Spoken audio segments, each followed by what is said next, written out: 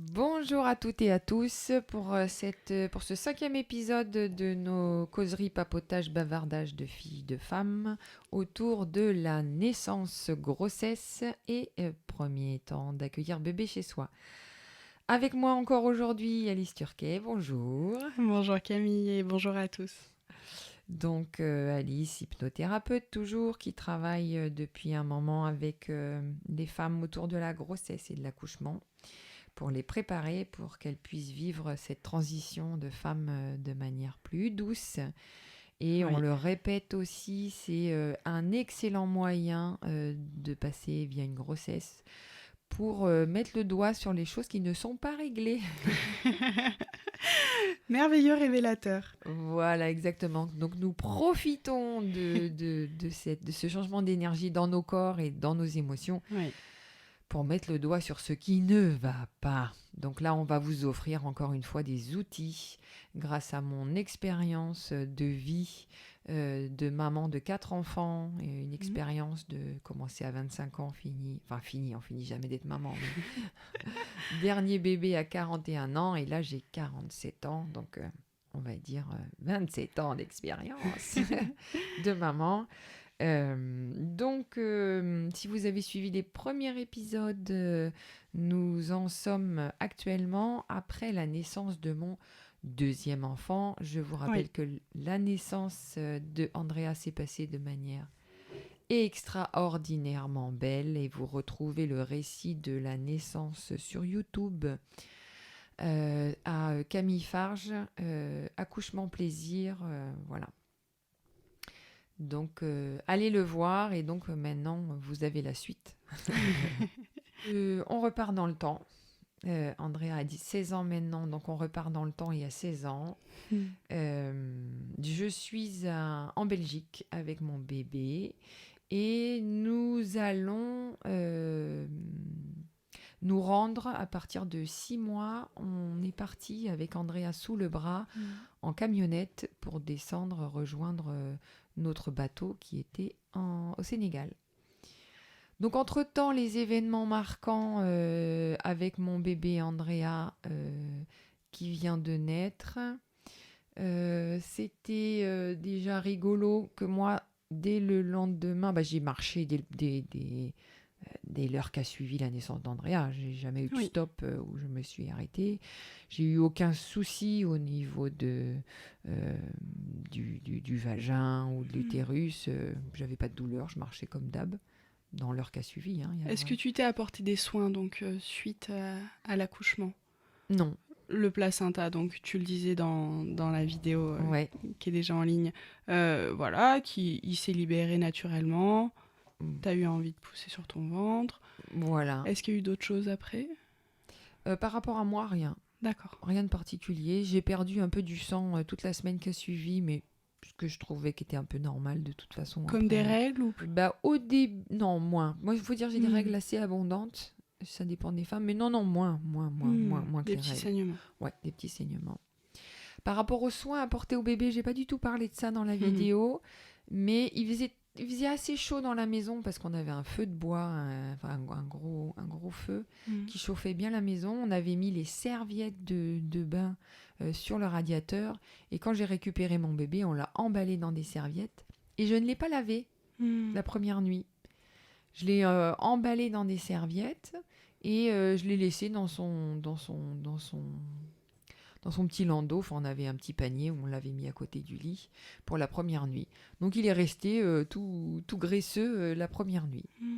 Et ça s'est très bien passé. Et le lendemain, j'avais un peu plus d'énergie, donc j'ai été Ça, il y laver. avait une raison particulière ou juste tu sentais pas de lui donner un bain rapidement?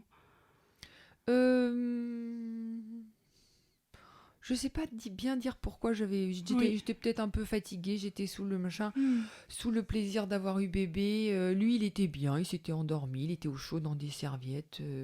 Je sais pas, j'ai pas senti le besoin de le Hmm. laver. Je l'avais essuyé grossièrement avec les serviettes de toute façon. Donc voilà. Je dis éventuellement, il n'y a peut-être pas besoin toujours Mhm. de, de faire ça au bébé. Ensuite, quoi d'autre de marquant? Je me souviens, donc Maloé aussi, c'est rigolo, la grande sœur qui est arrivée, qui a vu bébé. Quand on lui avait annoncé que j'étais enceinte à Maloé, elle a fait la tête, déjà, parce que l'idée lui plaisait pas trop. Elle avait donc 4 ans, quand on lui a dit, un petit peu, oui, c'est ça. Donc un petit peu boudeuse, et puis dès qu'elle a vu bébé, elle était ravie. Je crois que ça, c'est le pouvoir magique aussi des enfants à partir d'un certain âge. Quand c'est en moins de 2 ans, tant qu'ils n'ont pas la réflexion, oui, le bébé est comme un petit animal, mais ils n'ont pas forcément d'attachement. Alors que dès 3 ans et demi, 4 ans, oui, mes enfants avaient la reconnaissance que c'était un petit être de la famille, et puis assez émerveillés de voir ces petites choses. Donc ça s'est très bien passé vis-à-vis de Maloé, qui voulait le prendre dans ses bras, comme une poupée, quoi. Donc c'est là où il faut dire attention, assieds-toi, encadrer le truc. Et puis au bout de 30 secondes, ça y est, ils en ont déjà marre. Mais c'était mignon, donc tout, voilà. Moi, j'ai eu la chance, par hasard, d'avoir des enfants à chaque fois décalés de 4 ans. Et c'est hyper confortable d'avoir des enfants qui sont déjà autonomes pour aller aux toilettes, pour manger et pour s'habiller avant d'en faire un deuxième. Parce que je vois les mamans, moi j'ai pas eu cette expérience-là, mais les mamans qui ont des enfants qui sont pas dans ce décalage-là, qui sont plus rapprochés, waouh, c'est sport, parce que voilà, faut vérifier que celui de 2 ans, il fasse pipi au bon moment, qu'il faut lui laver les fesses et qu'il faut lui donner à manger en même temps que le bébé. Ça se fait, hein. Moi j'admire ces femmes qui du coup dédient beaucoup leur temps uniquement à ça. Mais en même temps, une fois que la période est finie, pour les deux, ils sont plus tranquilles. Alors que moi, j'avais une période où il fallait que je sois plus présente aux enfants et moins à mes propres histoires. Donc voilà. Ensuite, une autre notion, bébé. Alors Andrea, au niveau alimentation, pareil, c'était très facile, l'allaitement, aucun souci. Donc là, première nuit, tu te recouches, tu t'endors, bébé tête, comment ça se passe? Oui, c'est ça. Mais je crois que la première nuit, c'est même pas réveillé, lui.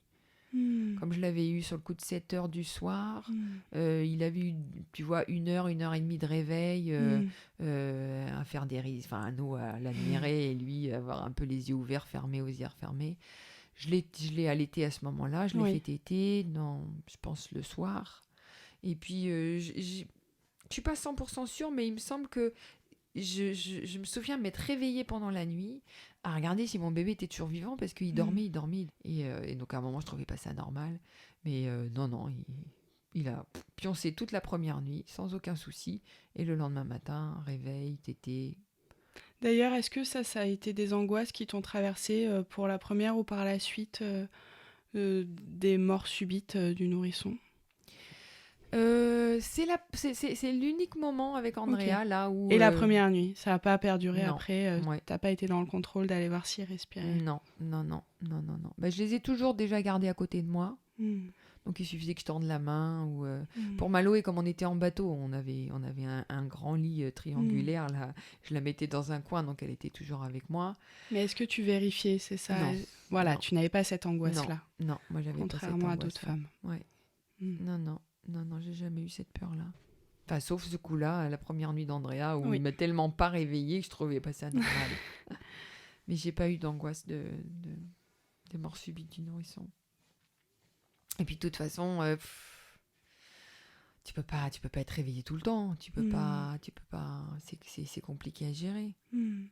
Alors après, il y a un grand débat, la position du bébé, comment il dort, patati patata, sur le côté, sur le ventre, sur le dos.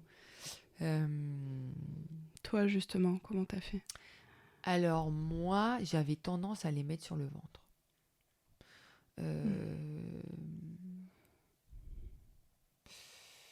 Pourquoi? Parce que j'avais l'impression que s'ils vomissaient, déjà, ils évitaient de s'étouffer. Tu vois? Les garder sur le côté, c'est pas possible, parce qu'il faut les caler de partout, sinon ils se mettent sur le dos. Et puis sur le ventre, moi j'aimais bien parce que du coup ils avaient tendance à vouloir relever la tête tout de suite. Et j'avais l'impression que ça les aidait, tu vois, à muscler les muscles à Mmh. l'arrière du cou. Mais je crois que c'est vraiment en fonction de vous, en fonction du bébé, comment vous le sentez, s'il dort bien, s'il dort pas Mmh. bien. Il n'y a pas vraiment de règles, hein. Je crois pas parce qu'il y a eu toute une époque où les docteurs disaient non, non, non, non, non, non, sur le ventre. 10 ans après, non, non, non, non, non, non, sur le dos. Mais entre-temps, il n'y a pas eu beaucoup plus de bébés qui sont morts. S'il y avait Mmh. eu une grosse évidence, ça se Mmh. saurait. Mmh. Sauf que là, non. Non, non. Donc, c'est comme vous voulez, j'ai envie de dire. C'est comme vous voulez. Donc voilà, position du bébé, comment il dort. Toi, au niveau physique, donc de la structure physique du bébé, il n'y a pas non plus, s'il est sur le ventre, bah, il va se débrouiller pour lever la tête, ça va pas lui tordre les cervicales, au niveau de la tête du cou. Ah non, non, non, Non, il y c'est a... hyper flexible à cet âge-là. Donc vraiment, il y a pas de précaution à prendre au niveau physique. Non, non, c'est du chewing-gum. À cet âge-là, ils n'ont aucun problème d'être dans une position. Hmm. Je me souviens d'ailleurs, tu es toujours surprise de voir des bébés, mais complètement pliés de travers et qui dorment comme des bienheureux. Ils s'en fichent complètement. Oui, mais ça déforme pas pour l'avenir Non, non, non, une non, structure vertébrale ou... non, non, non, non, non. Et d'ailleurs, ça fait quand même écho après au portage, au foulard. Tu sais, ces têtes parfois qui sont un peu... le foulard qui s'arrête au niveau de la nuque et ces têtes qui sont un peu projetées en arrière. On a l'impression que ça peut leur, Oui, tu oui. vois, leur faire mal. Un bébé, quand il n'est pas confortable, Ouais, il vous le fait savoir. ouais. T'as rarement vu un bébé qui avait le bras un petit peu tordu ou qui était inconfortable Qui subit. et qui subit. Mm. Il va hurler, il va se réveiller, il va vous dire ça va pas du tout, du tout. Donc tant que il hurle pas, sauf s'il a une maladie, Oui, oui, sauf oui. s'il a un problème au départ, effectivement, là oui, tu fais plus gaffe. Et toi, justement, au niveau du maintien de la tête, au portage ou quand il était dans l'écharpe, est-ce que tu faisais attention à ce que la tête soit maintenue ou très rapidement, tu le laissais Alors, autonome avec sa tête? et moi, j'avais tendance à caler la tête. Mhm. D'une part parce que moi, si je bougeais et que je sentais la tête Ouais. qui bougeait derrière, c'est super désagréable. Et puis je me disais, effectivement, pour bébé, c'est pas forcément le plus Ouais, cool. c'est plus confort. Donc, si j'en avais pour 5 minutes, que j'avais un truc à faire, bah, je me penchais de manière à ce que la tête, elle se repose sur mon dos. Ouais. Et puis je bricolais mes trucs sans essayer de trop le bouger. Parce que plus vous le bougez, plus il y a des risques qu'il se réveille aussi. Oui. Donc, je pense pas que ça blesse l'enfant, mais effectivement, ça nuit à l'endormissement. Au fait Si que la bébé- tête n'est pas calée. Si la Parce tête. qu'une fois que la tête est calée, tu bouges, tu fais des trucs et le bébé, il est bercé par tes mouvements. Exactement, voilà. Mm. Donc quand il fallait que je fasse des choses un peu, par exemple, je sais que je lavais au bateau, je lavais toujours mon linge à la main dans une grande bassine, tu vois, j'allais avec les femmes au village, et effectivement dans ces moments-là, il faut que tu bouges pas mal, et donc je le mettais au dos mon bébé, et je mettais en plus, si tu veux, une écharpe qui faisait que ça lui calait la tête d'un côté ou de l'autre. D'accord. Ouais. Ouais, ça je lui calais la tête. Et c'est plus confortable pour vous que pour le bébé et pour vous que d'avoir tu sens le poids de la tête qui se balade Bien de sûr. partout. C'est anti-confort, donc automatiquement aussi la maman a tendance à le caler. Mais j'ai vu des femmes africaines qui les bébés, ils avaient la tête de tous les côtés, ils vont très très bien leur bébé, très très bien. Et puis le pas d'un être humain, c'est quand même très berçant pour un enfant. Oui. C'est pas comme si Oui, clairement. tu as qu'il y a un choc. Ouais, voilà. Donc bébé, oui, puis laisser pleurer, l'endormissement, le portage du bébé. Alors là, dans cette période de 0 à 6 mois avant qu'on parte, donc avec le papa était quand même présent. Bon, il travaillait la semaine, donc je le voyais pas trop. Moi, j'étais seule avec mon bébé, mais quand il était là le soir, bah, tu sentais que il prenait le bébé dans les bras, il lui faisait des risettes, il était présent au bébé, il avait une relation réelle avec le bébé, ce qui n'était pas le cas avec le premier bébé. Oui. Et donc ça c'était vraiment mignon. Et puis aussi le papa il prenait l'initiative de lui donner justement des petites bouillies, des petits je me souviens la première chose qu'il lui a donné à manger, on était à table et souvent lui il prenait le bébé sur ses genoux à table Et il lui a fait goûter, mais je pense que c'était très, très, très rapidement, à 2 mois, un tout petit peu d'orange. Tu vois, il se Mhm. coupait un quartier d'orange et il a mis l'orange dans la bouche d'Andrea. Mhm. Et là, mais c'est trop mignon de voir la tête des bébés. Tu vois les yeux qui s'agrandissent, genre qu'est-ce que c'est que ce nouveau truc, une nouvelle texture. Donc, moitié grimace, moitié content. Et puis quand il y revient, tu vois, genre j'ai envie plus.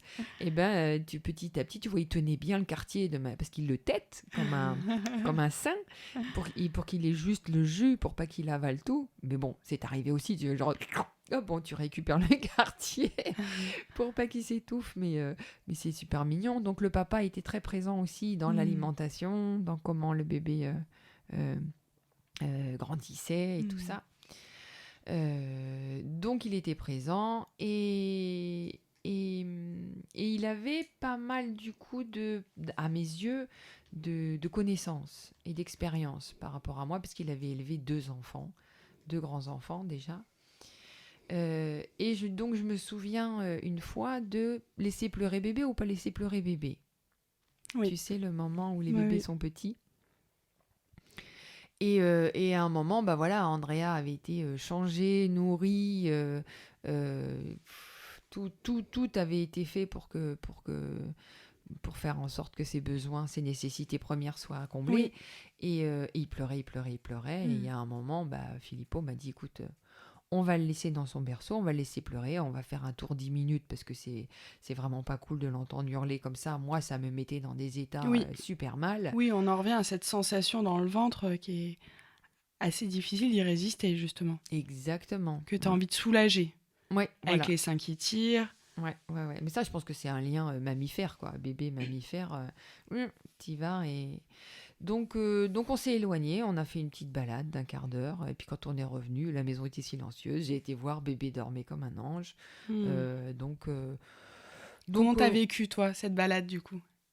ben, je pensais à lui, mais à un moment, je me disais, bon, il faut que je décroche. S'il faut que lui il retrouve sa propre.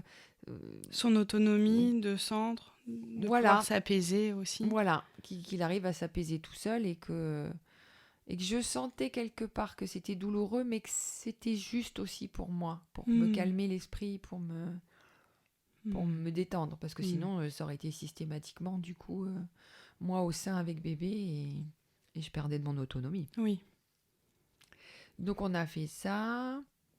On l'a fait une fois. Après, je crois pas qu'on l'ait fait tout le temps, tout le temps, tout le temps.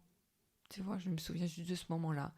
Parce qu'après, comme on est parti en camion, ben, je pouvais pas vraiment m'enfuir loin du camion. Et Il après, on était tout était le en temps. bateau, il était tout le temps avec moi. Donc ça a Mhm. été. Mais est-ce que, du coup, il y avait ces pleurs qui parfois ne s'arrêtaient pas?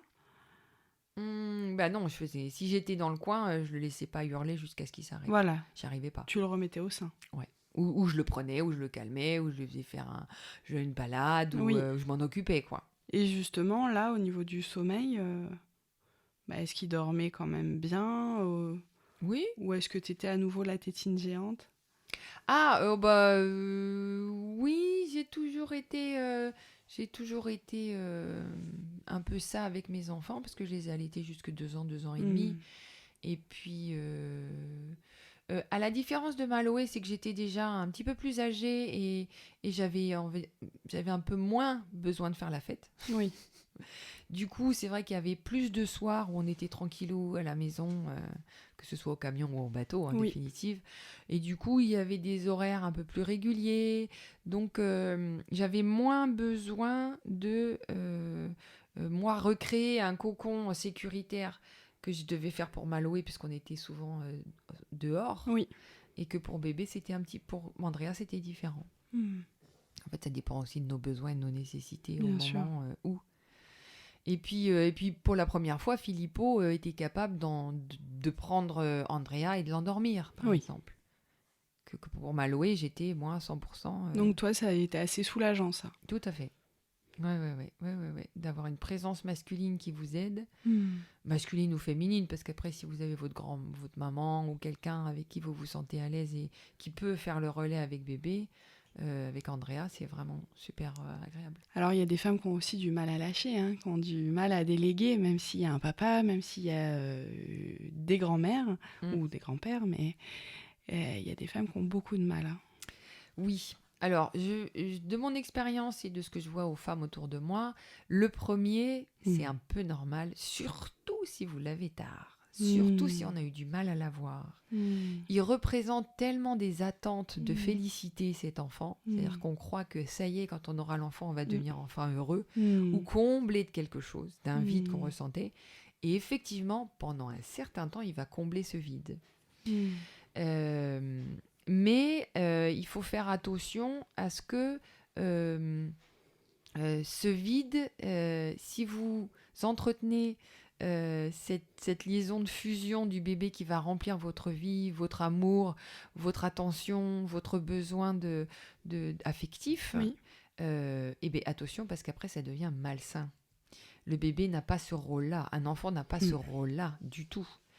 Et donc, il faut à un moment savoir couper le lien et ne pas baser votre vie et votre relation vis-à-vis de l'enfant.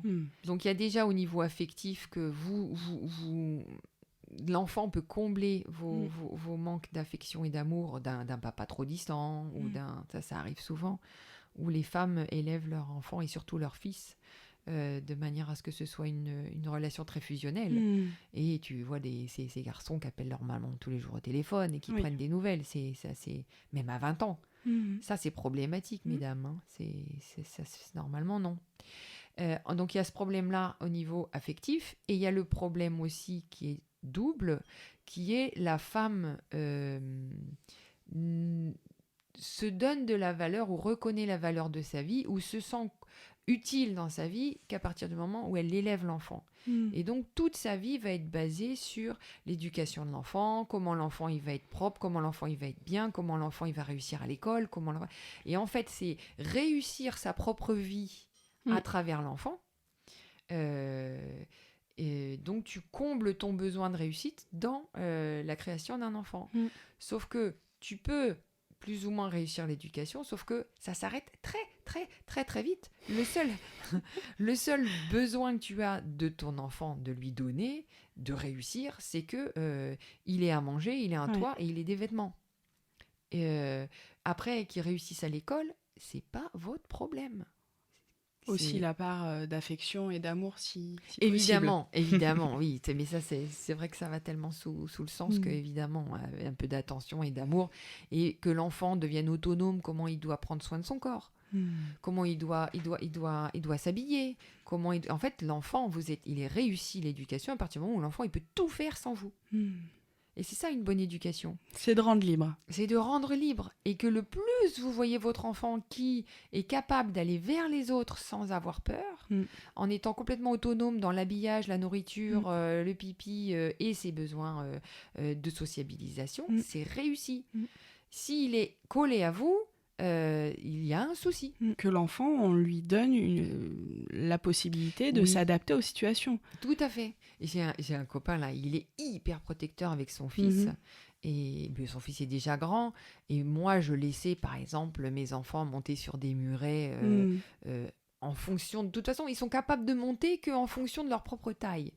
Donc, tout ce qu'ils sont capables de monter, ils sont capables de le descendre. Et ils ont une propre vigilance intérieure où ils savent qu'au-delà de cette hauteur-là, c'est limite.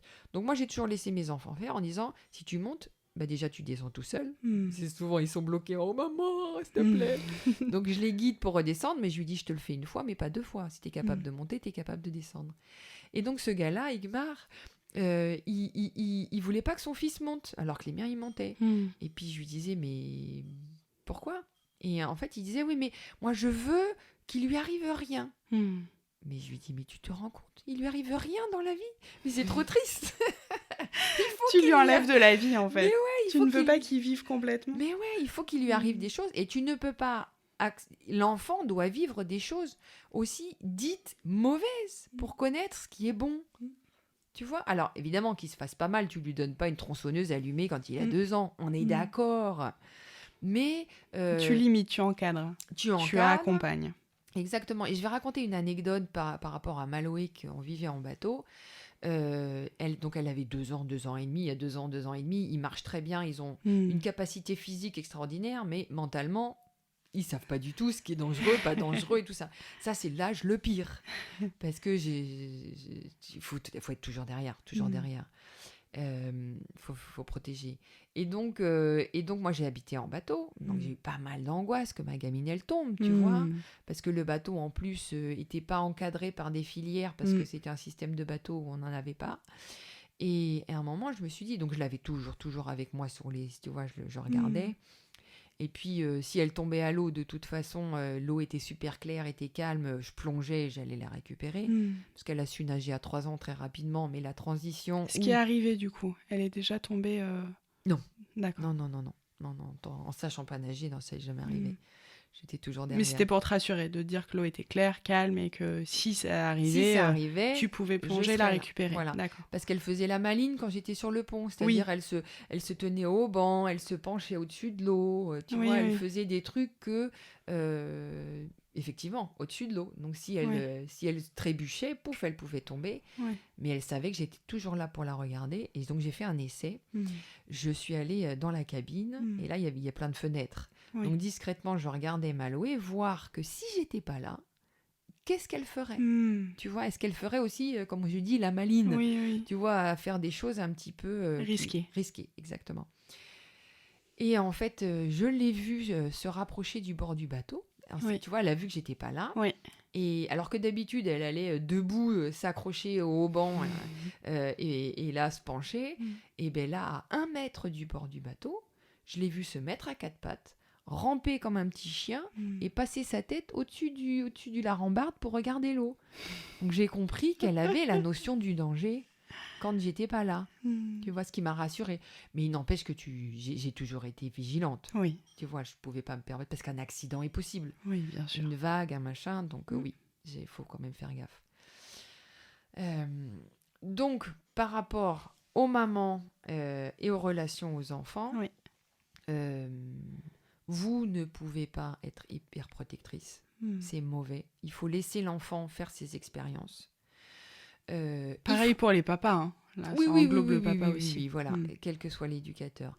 Évidemment, vous pouvez pas laisser un enfant à côté d'une falaise de 4 mètres sans faire gaffe, on est d'accord. Mais s'ils sont capables de grimper sur un mur d'1 mètre, laissez-les grimper. Laissez-les. Comme je dis, c'est horrible ce que je dis. Mon mari n'est pas toujours d'accord, mais moi, je laisse faire à partir du moment où je sais qu'ils peuvent se faire mal, mais pas se tuer. Tu vois, moi, j'exagère. Mais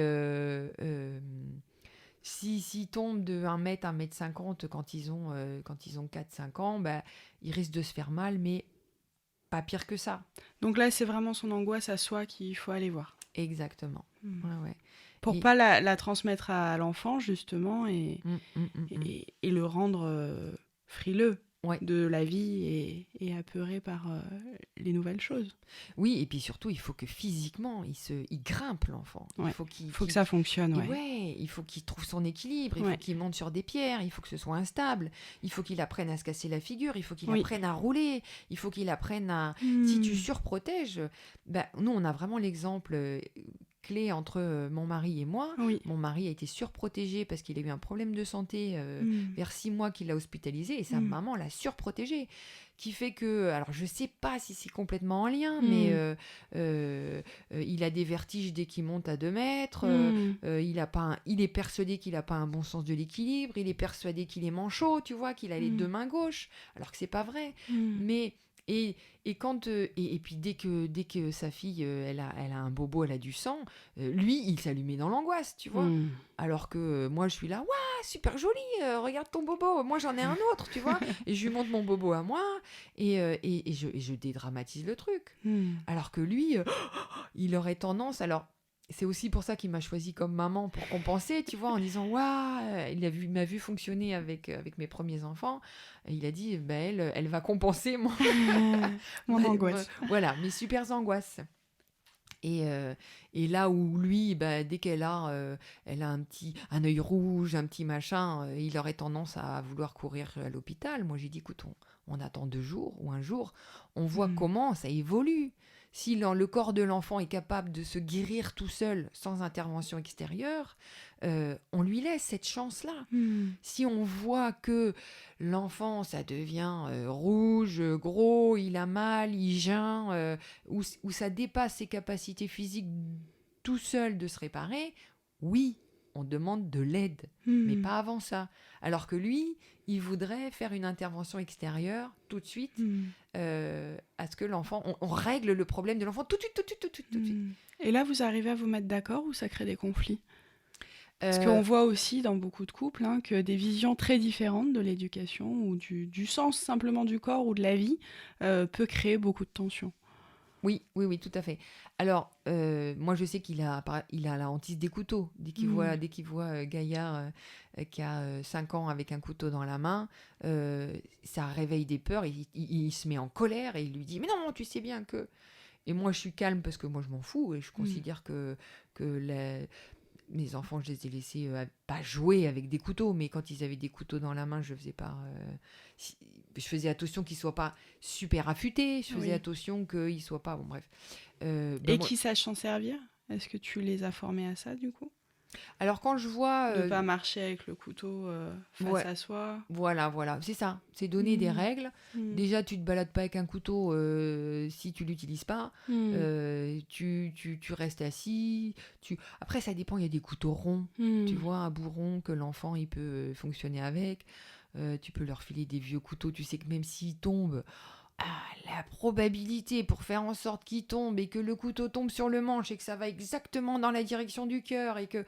Je veux dire, il faut aussi à des moments arrêter les films de terreur dans la tête. On en revient à ces angoisses personnelles. Ouais. Qui n'ont rien à voir avec la réalité. Mais oui. Et avec la potentialité même. Oui.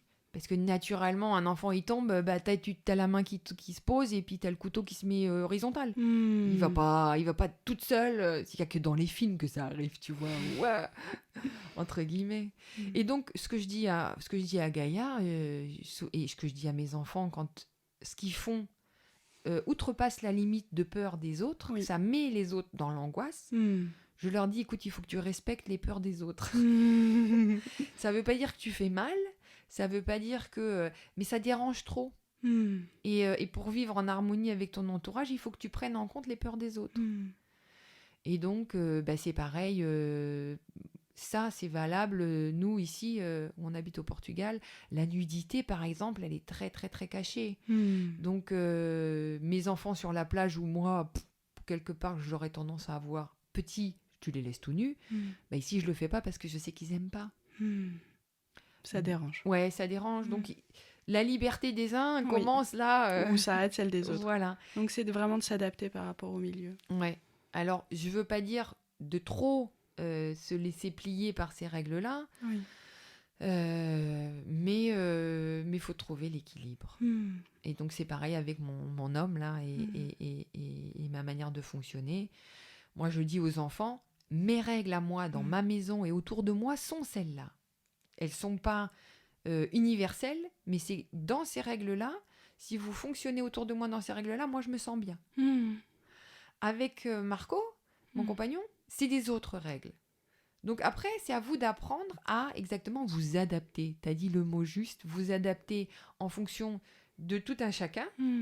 Et du coup, ça, je pense que ça leur permet, dans le futur, de pouvoir fonctionner avec plein de gens complètement différents. Donc là, avec ton compagnon, vous ne cherchez pas à avoir une cohérence dans les règles? Non. D'accord. Vous laissez l'enfant s'adapter au fait que vous êtes deux personnes et qu'il y a des fonctionnements qui peuvent être différents. Voilà, exactement. Et ça fonctionne bien. Voilà. Bon, heureusement, on a beaucoup de choses en commun. Oui. On a beaucoup quand même de règles en commun. C'est pas trop éloigné non plus. Voilà, c'est ça. C'est important quand même. Ouais. Et moi, je ne donnerais pas d'emblée un couteau dans la main à Gaïa quand je sais que Marco, il est là, sous prétexte de dire « Mais non, mais t'inquiète pas, je ne suis pas entêtée, je m'en fiche, je laisse les choses se faire. » Et puis, si je vois que ça devient problématique d'un côté ou de l'autre, quand je vois que c'est trop douloureux pour Marco, je vais dans son sens pour l'aider. Mais si je vois que c'est trop douloureux pour Gaïa, qu'elle est hyper frustrée de ne pas le faire, je lui dis, t'inquiète pas, quand tu auras 18 ans, tu feras ce que tu veux, quand tu veux, où tu veux. Tu auras la liberté de regarder, si tu veux, tous les jours de la télévision en mangeant des chips. Alors ça, sa frustration, Ça elle la se rassure. dissout, genre, ouais, j'ai hyper envie de grandir, maman. Donc, ouais, ça c'est pas mal, ça marche très très bien ces techniques pour enlever les frustrations des enfants. Je veux acheter ça dans le magasin. Je lui dis, écoute, je comprends, ça a l'air trop cool, mais là, moi, les sous, je les garde pour notre nourriture, donc c'est mes sous, j'en fais ce que je veux, mais t'inquiète pas, dès que tu auras tes sous, que tu les gagneras, tu achèteras tout ce que tu veux. Et ça c'est génial parce que tu vois l'enfant qui est, ah, je pourrais faire ça. Donc voilà, oui, c'est vrai que c'est important, ces genres de fonctionnement Ouais. d'emblée. Je reprends l'exemple aussi des enfants et du laisser-faire. J'ai notre grand-mère adoptive ici où on habite qui s'appelle Gabriela, donc qui est portugaise.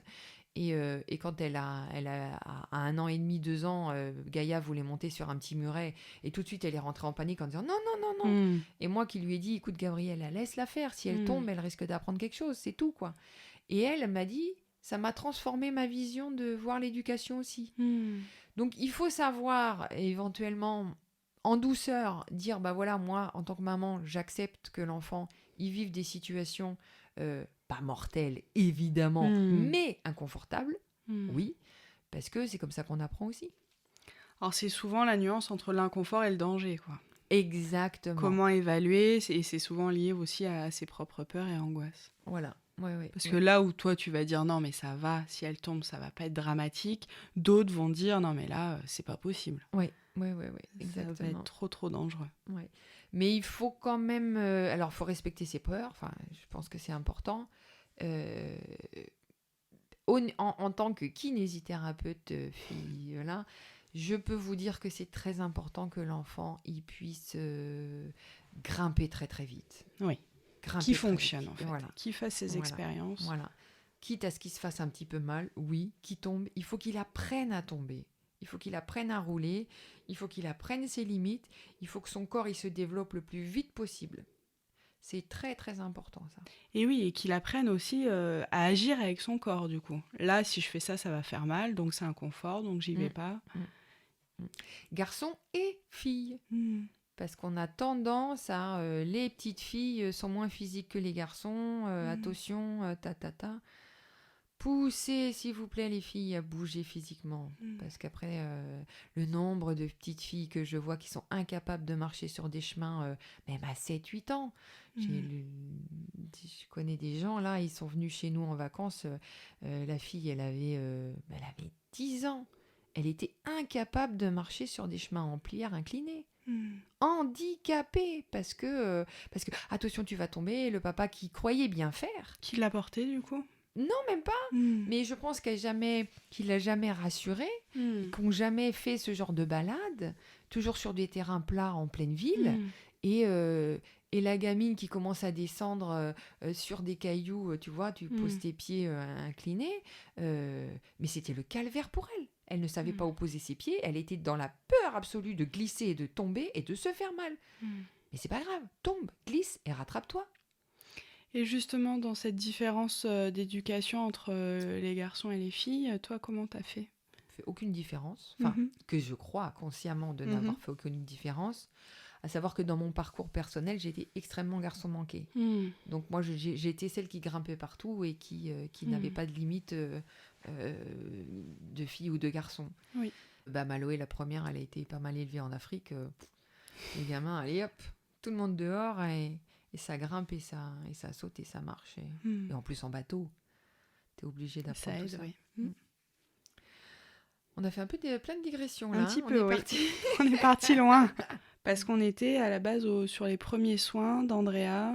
On revient. Ouais. Alors ce qui est rigolo aussi par rapport au bébé et au corps du bébé, c'est de le masser et de le bouger. Ah, ça c'est top. Alors moi ça vient du côté kiné où je prenais mes bébés, tu vois, et je les prenais par les mains et tu les fais se balancer, tu les vois suspendus en haut des bras, les faire bouger beaucoup. Donc tu les prenais par les mains, ils étaient comme ça en l'air. Des bébés, tu vois, tu les tiens. Et en fait moi je les ai je n'ai pas 2 minutes, tu vois, je les prenais. Et des bébés, je les ai beaucoup roulés, secoués, joués avec, tout doucement, tu vois. Tu leur fais faire des mouvements de roulage d'un côté. Et là, tu vois, les yeux qui s'ouvrent et qui se laissent se balancer. En fait, ouais, tu vois, dans l'air, ton enfant, tu le tiens en dessous des bras et tu lui fais poser les pieds au sol. En fait, il faut pas hésiter à stimuler son bébé. Le pire du pire du pire du pire, c'est laisser le bébé dans le transat, là, assis toute la journée, collé avec la pesanteur où ils ont le dos posé en arrière. Non, non, non, non, non, vous laissez pas votre gamin 3 heures de suite dans cette position-là. Oui. Sauf s'il dort. Parce que... Parce que il faut le stimuler, votre gamin. Il faut le stimuler. Et plus vous le bougez... plus aussi s'il a des rosses, s'il a des gaz, s'il a des trucs comme ça, ça se met en route. Moi je sais que tu vois, je les prenais en dessous au niveau de l'épaule là, et par un seul bras que je les suspendais régulièrement d'un côté de l'autre. Après je prenais aussi la jambe tout doucement au niveau de la hanche, et tu sais, tu les penches et tu les tournes. Alors ça justement, cette prise là en dessous de l'épaule, on voit souvent en Afrique d'ailleurs les mères qui arrivent par derrière comme ça, qui chopent l'enfant ou le bébé pour le soulever et puis le mettre dans leur dos, mais par un bras. Et alors parfois ça fait mal, tu te dis est-ce que l'épaule va résister, est-ce que tu vois la clavicule, solide, c'est solide. Moi, donc il n'y a rien à ne pas faire là sur des gestes, des mouvements. Tant que c'est doux, que c'est tu vois, alors, pas brusque. Oui, qui est le propre poids de l'enfant porté par un seul bras, c'est pas trop. Aucun souci. Ah ouais. Non, ça je pense que... Alors, avec la tête, je ferais pas parce que le cou est fragile, tu vois, je prendrais pas le gamin par la tête et je le soulèverais. Mais le reste, il y a pas. Ouais. D'ailleurs, ils adorent.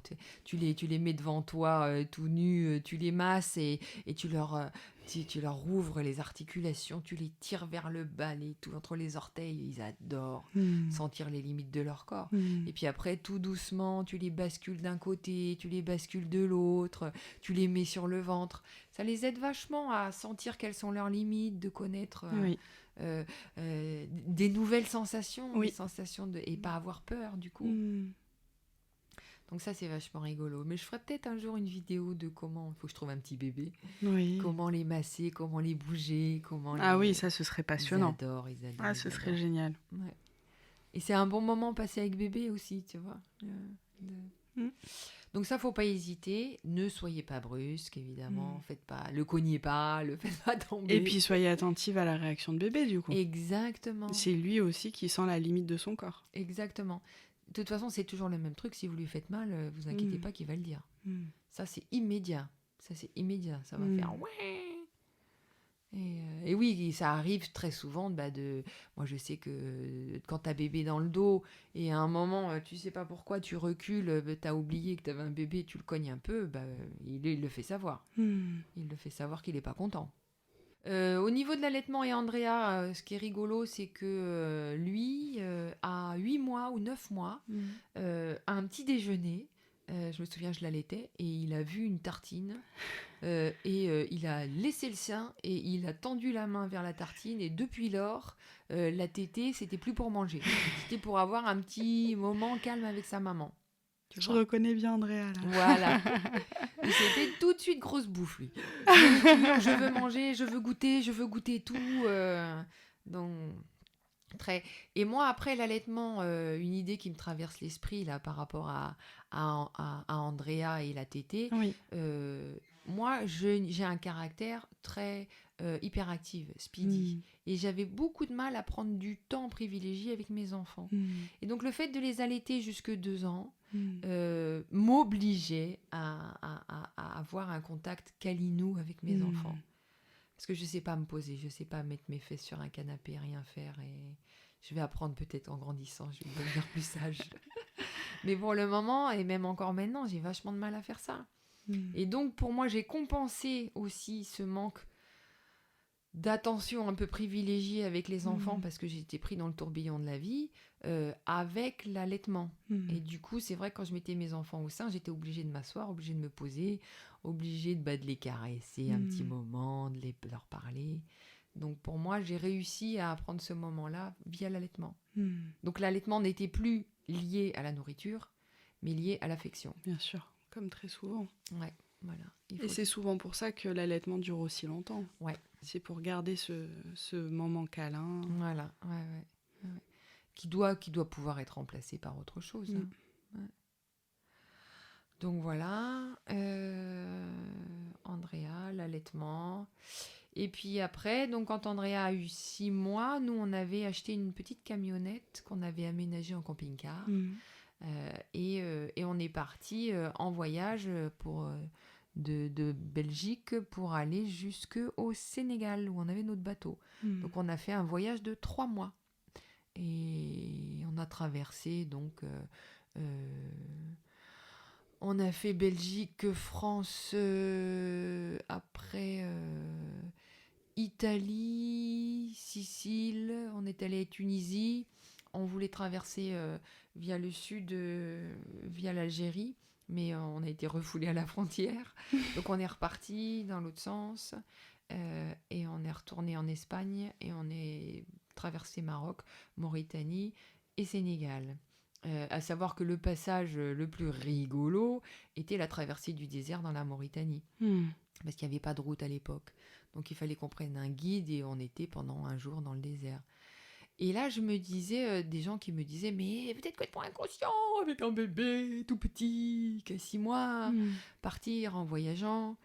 Et je me souviens très bien d'être... il y avait plus ou moins des convois, des gens qui attendaient pour traverser le désert, où on croisait des gens et des Mauritaniens. Et là, je me souviens de voitures bondées de Mauritaniens avec les femmes, avec leurs bébés qui venaient de naître.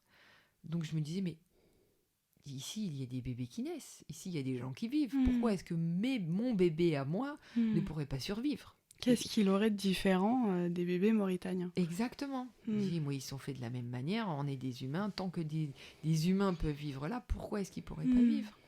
Donc, tu fais la même chose que pour toi. Tu bois plus parce qu'il fait super chaud.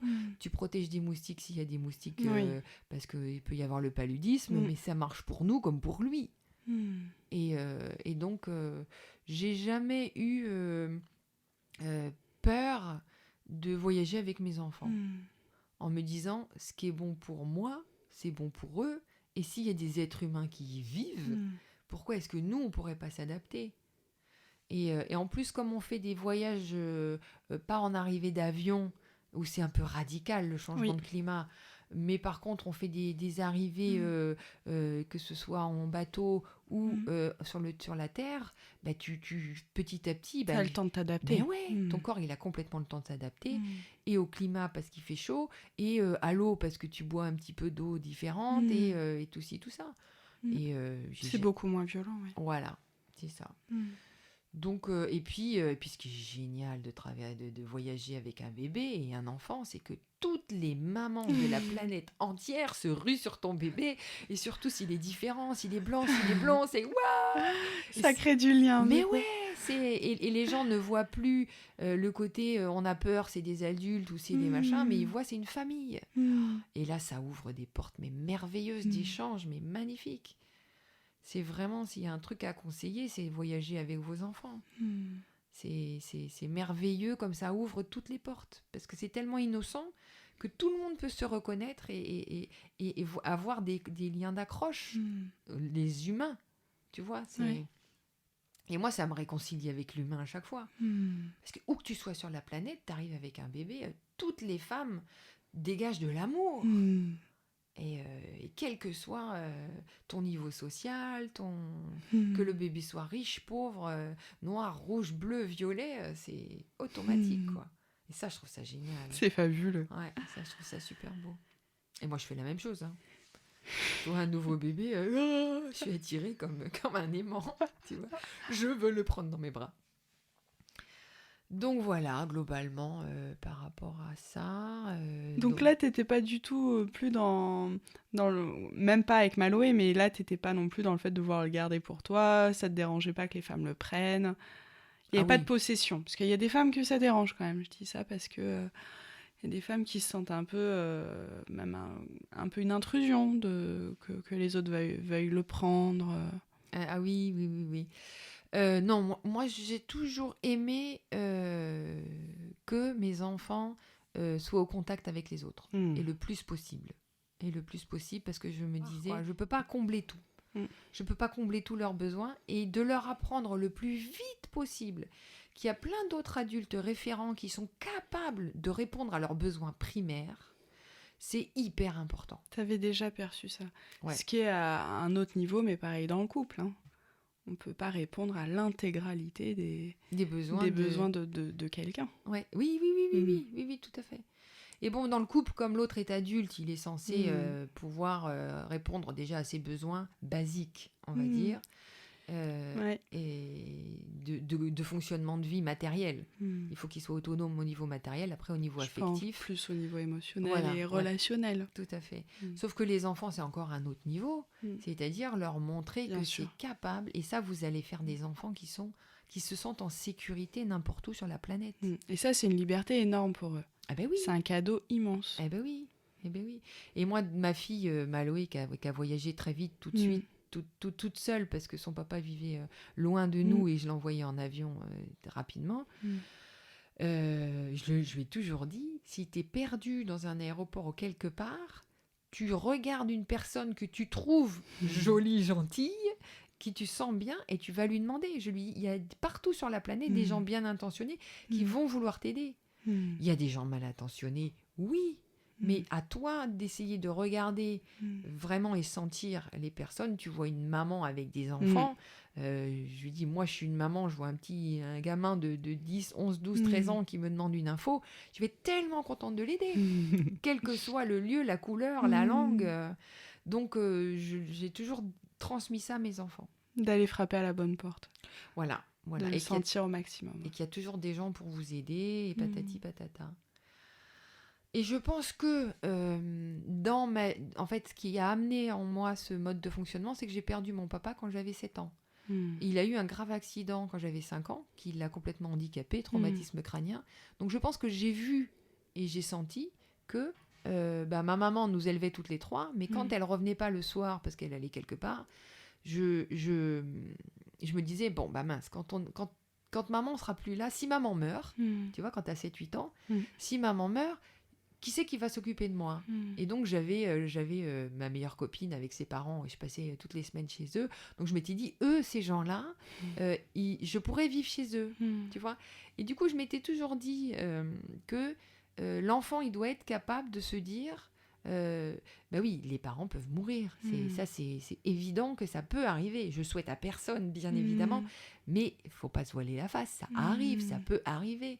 Donc, je voulais aussi que mes enfants soient élevés, que si je suis pas là, je suis pas indispensable. Qu'ils voient d'autres sources. Voilà.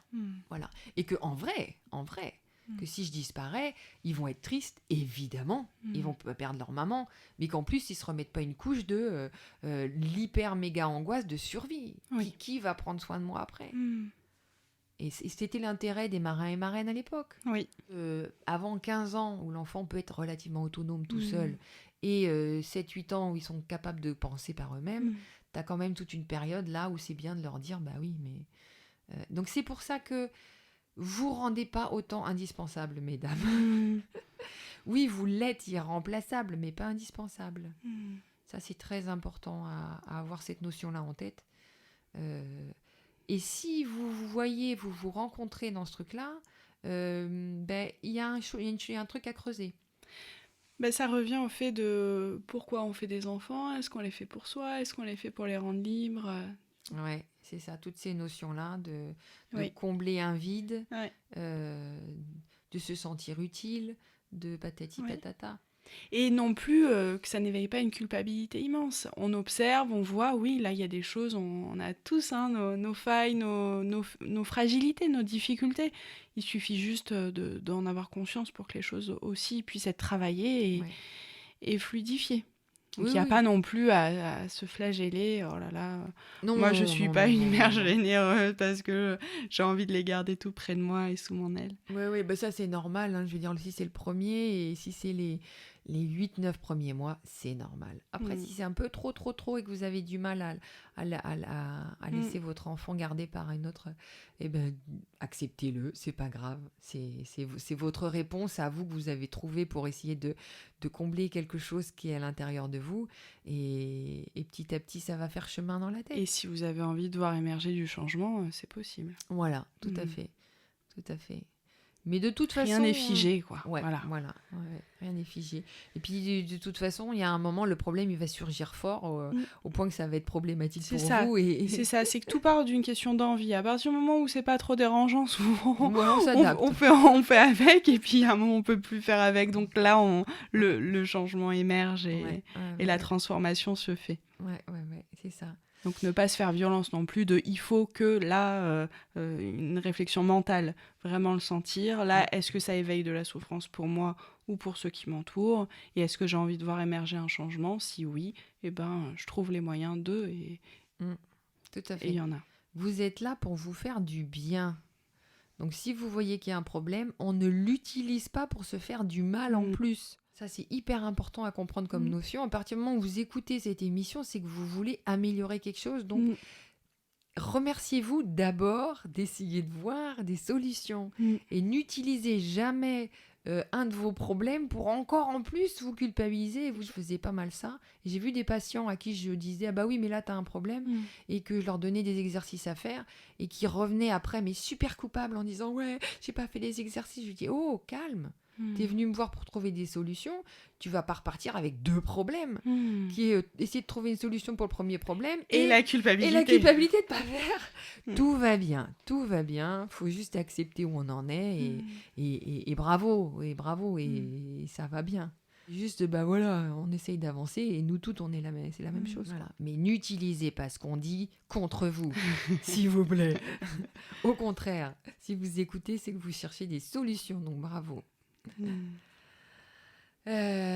Pour continuer l'idée de la place de la maman, de l'enfant dans la vie, par rapport simplement au voyage, je voudrais remettre une petite couche là-dessus, qui est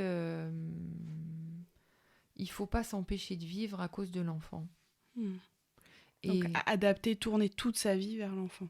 Voilà, c'est ça. Il faut que vous ayez votre propre vie à vous, que vous vous nourrissiez de votre côté, de votre propre vie, et pas juste de vivre sa vie à travers votre rôle de maman.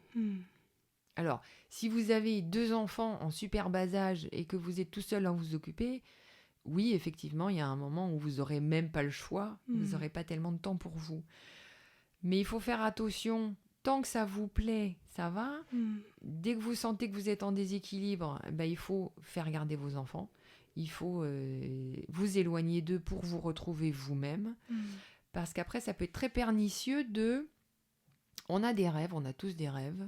Et quelque part de se déresponsabiliser de notre vie, de notre contribution propre à qui on est, en laissant tout à passer à travers l'enfant.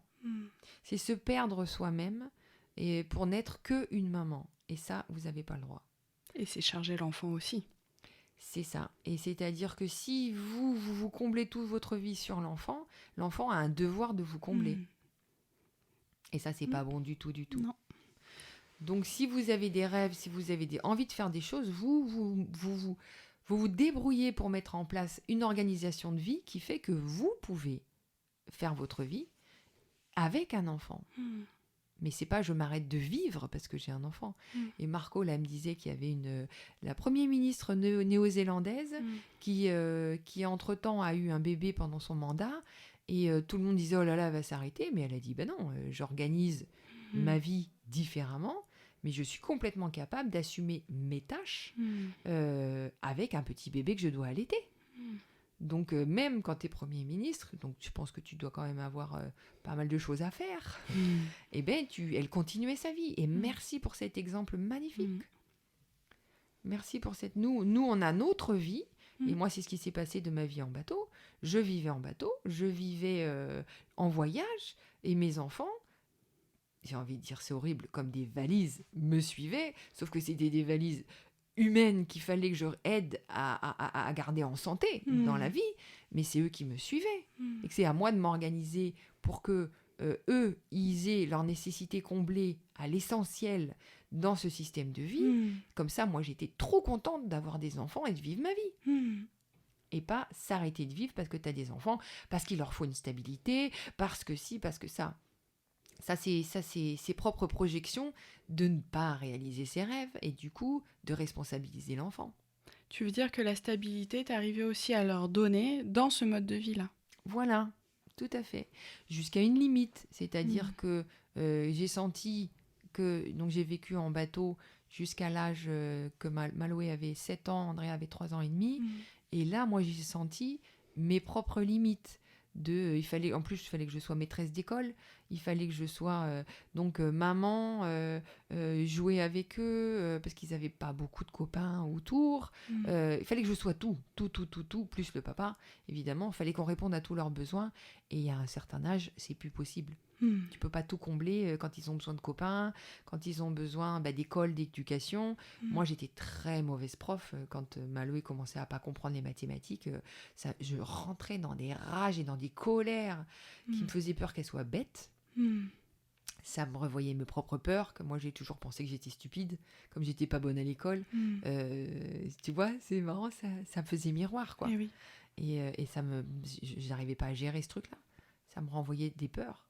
Et déjà, je prenais la cuillère en bois et j'avais envie de lui taper dessus avec la cuillère en bois pour que les mathématiques lui rentrent dans la tête, comme ça. Donc là, j'ai dit, au secours, j'ai besoin d'aide. On va se poser quelque part parce que j'ai besoin d'aide. Et donc, la vie te montre que là, il y a un moment, t'es arrivé à ta limite. Donc là, il a fallu que je me pose. Pour moi et pour eux, parce que ça faisait sens. Donc, je n'ai rien vraiment... c'est pas un regret, tu vois. Et même après, je pouvais continuer à voyager 3 mois par an en leur offrant la stabilité d'une vie pendant 9 mois à l'école, et je les sortais pendant 3 mois de l'école et on voyageait, on revenait. Mais c'est les enfants qui me suivaient en me disant, voilà, moi je peux vivre partout, il n'y a pas de raison qu'eux ils peuvent pas vivre. Oui, tu les as inclus dans ta vie. Voilà. Et je me suis pas arrêtée de vivre pour eux, pour leur créer un cadre idyllique, parfait, pour que les enfants deviennent... je sais pas quelle peut être la pensée derrière, les enfants les mieux réussis possibles. Non. Vous ne pouvez pas être la meilleure mère réussie possible, et vous ne pouvez être que des parents qui vivent leur vie et qui ont derrière des enfants qu'ils emmènent avec eux et qui font grandir avec eux, avec leur système de vie. Mais vous avez beau faire tous les efforts du monde, pas possibles et inimaginables, et les sacrifices, vous n'en ferez pas des êtres meilleurs. C'est vous pouvez vous améliorer, vous, tout seul, mais pas eux. Eux, il y a quand même une base de si vous vivez bien dans votre vie, eux, ils vont suivre l'exemple sur vous. Voilà. Nous, ce qu'on leur dit, c'est que... moi, ce que je leur dis, c'est que Marco, il a tendance à vouloir leur donner pas mal de valeurs qui lui tiennent à cœur et qui en même temps... Leur faire rentrer dans la tête la cuillère en bois. C'est des valeurs quand même que j'aime bien au niveau social, où il faut respecter l'autre, il faut... Donc, je suis assez d'accord avec lui. Donc, je le laisse faire. Mais on leur répète toujours et encore, chez nous, nos valeurs, dans notre maison, autour de nous, sont celles-là. Nous vous demandons un minima de les respecter, parce que vous vivez sous notre toit. Mais à partir de 18 ans, vous faites ce que vous voulez, vous pensez ce que vous voulez. J'exagère à 18 ans, mais quand vous serez émancipé, quand vous vivrez plus chez nous, que vous aurez les moyens de vivre votre vie par vous-même, ça ne nous regarde plus. Ça ne nous regarde plus. Par contre, au sein de la famille, très très vite, dès 4-5 ans, tu vois, avec Gaïa, on demande de participer dans les tâches ménagères. Tu salis, tu laves. Tu déranges, tu ranges, dans la mesure de ses possibilités. Je ne suis pas ton esclave. C'est ça. Je suis pas ton esclave. Si tu peux te laver toute seule, tu te laves toute seule. Si tu peux vider ta baignoire toute seule, eh ben tu la vides toute seule. Et l'amener à la rendre la plus vite autonome possible. Que moi, je passe pas mes journées à nettoyer leur crasse. Tant qu'ils peuvent pas le faire, oui, mais dès que je vois qu'ils sont capables de faire, ben vous m'aidez, vous mettez la main à la pâte. Et tous les samedis matins, j'oblige toute la famille et tout le monde à aider, passer un coup de balai, faire la lessive, patati patata. Parce que je considère que j'ai pas moi à sacrifier mon temps, sous prétexte que je suis une femme, pour nettoyer leur crasse. Après, mes valeurs, et ça tombe bien parce qu'avec mon mari, on a les mêmes valeurs, on aime vivre dans une maison rangée, on aime dans une maison à peu près propre. Donc ça, c'est fluide parce qu'on a les mêmes valeurs, donc on peut transmettre les mêmes aux enfants. Mais j'avais eu le problème avec un autre homme qui, lui, comprenait pas pourquoi je voulais nettoyer et ranger la maison. Là, honnêtement, c'était pas facile pour moi à vivre parce que du coup, les enfants suivaient pas tellement mes besoins et je me sentais pas respectée dans mes besoins. Donc je pouvais pas, quelque part, l'imposer aux enfants à partir du moment où le compagnon le faisait pas. Ouais, quand il y a un grand décalage, c'est compliqué. Voilà. Si moi, ça me perturbait trop, en plus, indirectement, il me disait que j'étais super maniaque, alors qu'honnêtement, il y a de la marche, tu vois, entre une maison crapouillotte et une maison où tu te sens bien.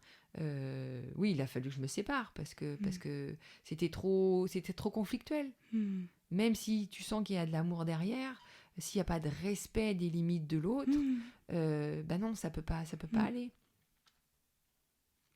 Encore une autre notion, on s'éloigne un peu, pardon. Et par rapport du coup à des choses très pratico-pratiques, là, le camion, les couches, vous arrivez, vous retrouvez le bateau. Alors, on a fait une traversée de l'Atlantique avec le bateau quand Andrea avait peut-être 8-9 mois. Et donc, t'amènes de la nourriture, de l'eau à bord, tu traverses. Oui. Toi, tu peux survivre, il peut survivre. Oui. Mais il y avait un truc différent vis-à-vis du bébé que j'avais pas du tout pensé. C'est-à-dire que moi, j'étais toujours dans l'idée d'avoir des couches lavables. Oui. Bon, en voyage, c'est plus compliqué, mais bon, ça se fait. Mais donc, je l'ai fait en bateau parce que je me voyais pas garder des kilos et des kilos de couches jetables que je pouvais pas jeter dans la mer, pleines de merdouilles et de pipi. Donc, j'avais décidé de garder le système de couches lavables. Donc, j'avais mes grands carrés, là, que je nettoyais à l'arrière du bateau à l'eau de mer et que je rinçais dans un petit peu d'eau douce pour éviter que ce soit trop salé, qu'après je mettais dans les haubans à sécher. Sauf qu'au bout d'une semaine, le pauvre Pichoun, il s'était pas suffisamment dessalé, c'était trop... il avait les fesses, mais rouge écarlate, à vif, tu vois. Donc là, mettre de la crème, et puis laisser au maximum le bébé cul nu, quoi. Oui. Dès qu'il était... que c'était pas sur un coussin, que c'était à l'extérieur et qu'on pouvait mettre un coup de seau d'eau pour nettoyer, je le mettais au maximum dehors, cul nu, à apprendre à faire pipi, caca, à se rendre compte quand il fait pipi, se rendre compte quand il fait caca. Avec Andrea, j'ai pas bien géré les pipi caca, mais pour la troisième, là, vous allez voir, c'était magnifique. Il y a une belle évolution. Ouais. Et Andrea, en fait, comme on était beaucoup, effectivement, en voyage, et la simplicité voulait que je lui mette tout le temps des couches. Et donc, j'étais pas attentive à quand il fait pipi, quand il fait caca, et à lui faire remarquer à chaque fois, tu vois, être en connexion avec ce truc-là. Donc, en fait, il a porté des couches, mais super tard, super tard. Parce que voilà, je pouvais pas me permettre de laisser le bébé faire pipi caca n'importe où quand t'étais en voyage, quoi. Quand t'es chez toi et que c'est par terre et que c'est du décarrelage, que t'as pas de tapis, ça le fait. Mais quand t'es un peu chez les uns, chez les autres, à bouger tout le temps, tu peux pas te permettre ça. C'est compliqué. Donc voilà, bébé, les fesses super rouges, il faut mettre du gras, pour pas que l'ammoniac et la réaction au pipi, ça abîme la peau du bébé. Donc voilà. La relation avec sa grande sœur à ce moment-là ? Eh ben, elle était elle était... Donc, Malo avait 5 ans, elle aimait bien, s'en occupait pas mal, prenait dans les bras, mais tu sens que c'est plus tard, que vers 7-8 ans, que les petites filles ou les petits garçons sont déjà responsables. Ouais. Donc tu pouvais lui dire de garder bébé, quand on faisait des manœuvres, on lui disait tu restes en bas, tu gardes bébé un petit peu le temps que nous on fasse des manœuvres, qu'on n'est pas dispo. Elle s'en occupait 10 minutes, puis après elle partait faire autre chose, parce qu'elle avait pas... elle avait que 5 ans, elle n'avait pas la concentration et la responsabilisation d'un enfant de 7 ans. Donc je me souviens qu'avec Philippot, ça l'énervait, mais je lui ai dit, écoute, elle a que 5 ans aussi, tu vois. Alors ce qu'on avait fait avec Andrea, oui, ça c'est une anecdote bateau qui est rigolote. En fait, dès 6 mois, il grimpait partout. Et donc, pour pas qu'il se casse la figure en bateau, parce que ça bougeait pas mal, on lui avait fait un lit au niveau du sol, sauf qu'il avait compris et il grimpait sur une petite latte en bois qui le faisait monter sur le canapé et on le retrouvait en haut de la table à danser, tu vois, avec les mouvements du bateau, il se cassait toujours la gueule, quoi. Donc après, on avait barricadé, on avait remonté avec des grandes caisses de fruits pour éviter qu'il puisse monter sur le canapé, mais il arrivait à s'accrocher à la caisse de fruits, donc il remontait, patati patata.